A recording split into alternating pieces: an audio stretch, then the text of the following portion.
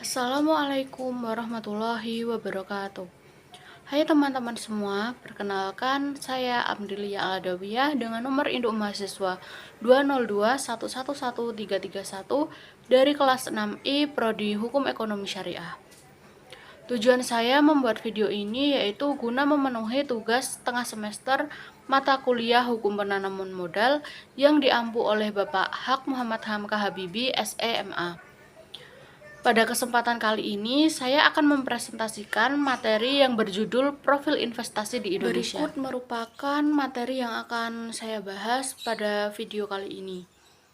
Yang pertama yaitu tentang konsep investasi di Indonesia. Yang kedua yaitu perkembangan investasi dalam negeri atau PMDN dan investasi asing atau PMA di Indonesia sampai akhir tahun 2020. Yang ketiga yaitu investasi portofolio dan investasi syariah di Indonesia. Dan yang terakhir yaitu peluang dan tantangan investasi di Indonesia. A. Konsep investasi di Indonesia. Yang pertama yaitu pengertian dari investasi.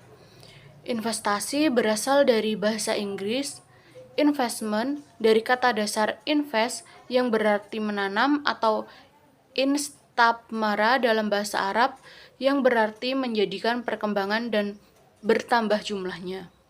Secara istilah, investasi adalah barang tidak bergerak atau barang milik perseroan atau perusahaan yang dimiliki dengan harapan untuk mendapatkan pendapatan periodik atas keuntungan penjualan dan pada umumnya dikuasai oleh periode yang relatif panjang. Sedangkan investasi syariah yaitu suatu komitmen atau harta dengan tujuan untuk memperoleh keuntungan di masa mendatang dengan prinsip yang sejalan dengan syariat-syariat Islam. Prinsip syariat Islam yang berlaku pada investasi syariah diatur oleh Majelis Ulama Indonesia melalui Fatwa Dewan Syariah Nasional atau DSN. Yang kedua yaitu peraturan penanaman modal di Indonesia.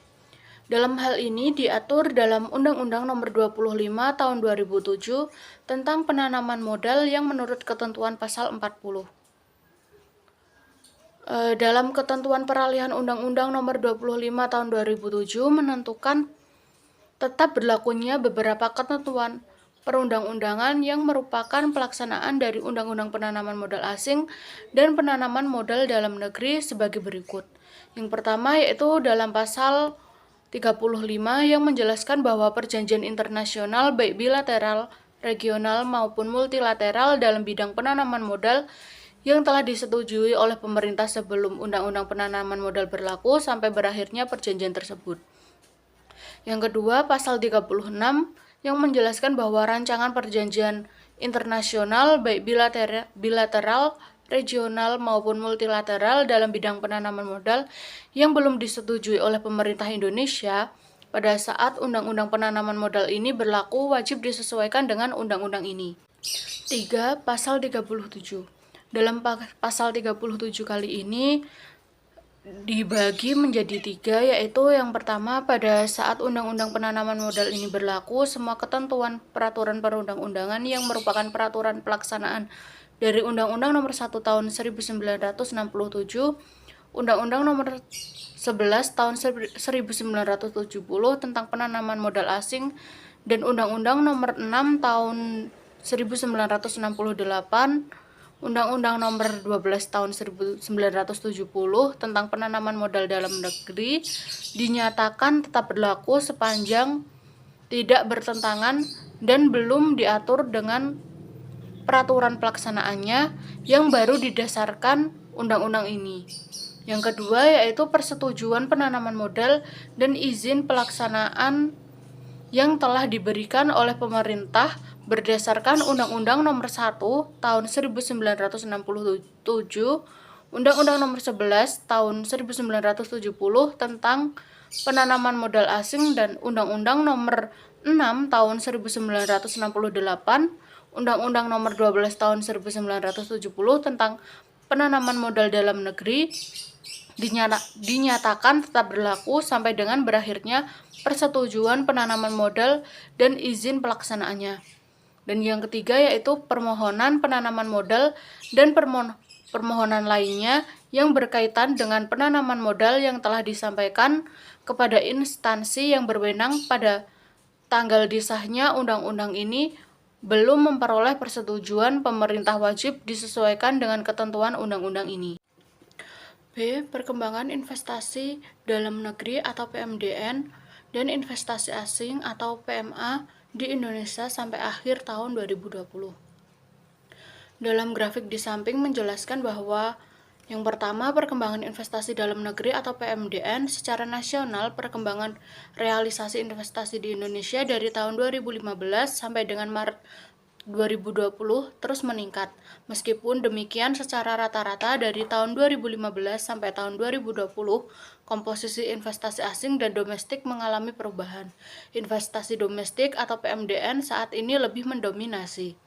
Realisasi investasi domestik atau PMDN pada triwulan 1 tahun 2020 mengalami peningkatan sebesar 165,2%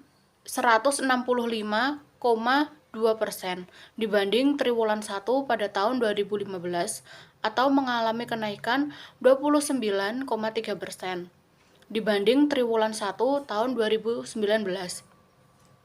Jika ditinjau dari proporsinya pada triwulan 1 tahun 2020,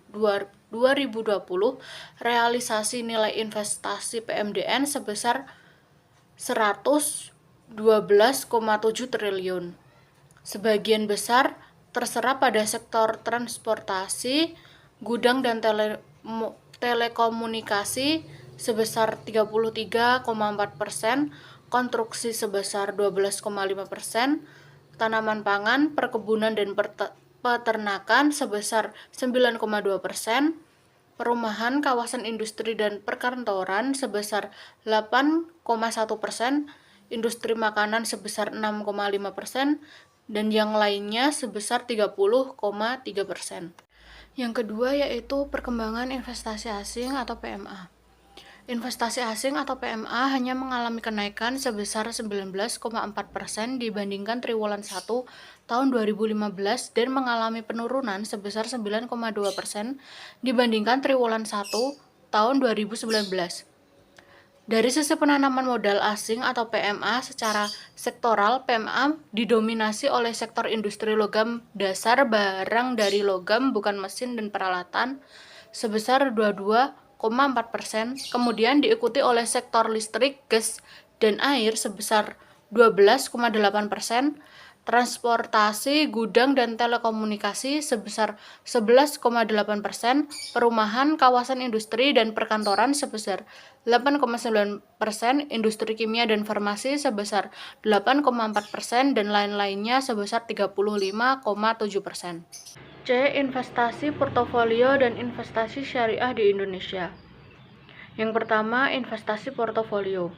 Investasi portofolio merupakan investasi pada sektor finansial yang tergolong paling high risk and high return investment.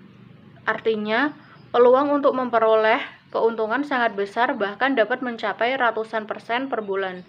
Namun diimbangi juga dengan kemungkinan kerugian yang sangat besar apabila tidak dikelola dengan baik. A. Pengaruh tingkat bunga terhadap investasi portofolio. Tingkat suku bunga merupakan faktor utama yang menentukan tingkat investasi portofolio di suatu negara. Penurunan tingkat bunga di sektor perbankan akan mendorong kenaikan investasi portofolio. B. Pengaruh tingkat inflasi terhadap investasi portofolio. Tingkat inflasi mencerminkan adanya kenaikan harga-harga dalam suatu perekonomian.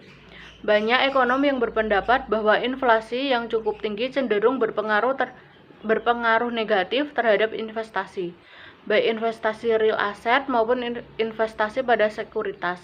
Oleh karena itu, inflasi dikendalikan pada tingkat yang cukup rendah agar di satu sisi tidak merugikan penduduk yang berpendapatan tetap dan menurunkan nilai pasar perusahaan. Yang kedua yaitu investasi syariah. Investasi berbasis syariah merupakan penanaman modal masyarakat dengan tujuan untuk mendapatkan keuntungan sesuai dengan prinsip dan hukum Islam. Syariat Islam inilah yang menjadi pembeda investasi jenis ini dengan investasi lainnya. Prinsip hukum syariah dan operasional investasi berbasis syariah dinaungi oleh Majelis Ulama Indonesia atau MUI lewat Fatwa Dewan Syariah Nasional atau DSN. Macam-macam investasi syariah antara lain yang pertama yaitu saham syariah, yang kedua suku, yang ketiga reksadana syariah. Manfaat dari investasi syariah yaitu yang pertama berbasis bebas riba, yang kedua mengandung nilai sosial, dan yang ketiga manajemen sesuai syariah Islam. Yang terakhir yaitu peluang dan tantangan investasi di Indonesia.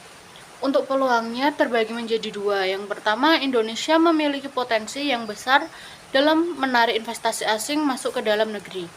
Yang kedua, Indonesia memiliki lembaga dan instansi pemerintahan yang sangat mendukung diplomasi komersial untuk peningkatan jumlah investasi di Indonesia.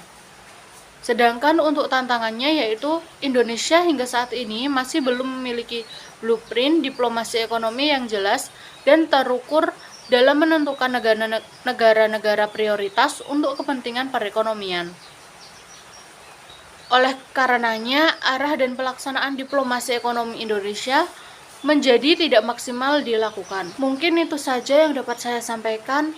Saya memohon maaf apabila masih terdapat kekurangan dan kesalahan dalam materi yang saya sampaikan. Wassalamualaikum warahmatullahi wabarakatuh.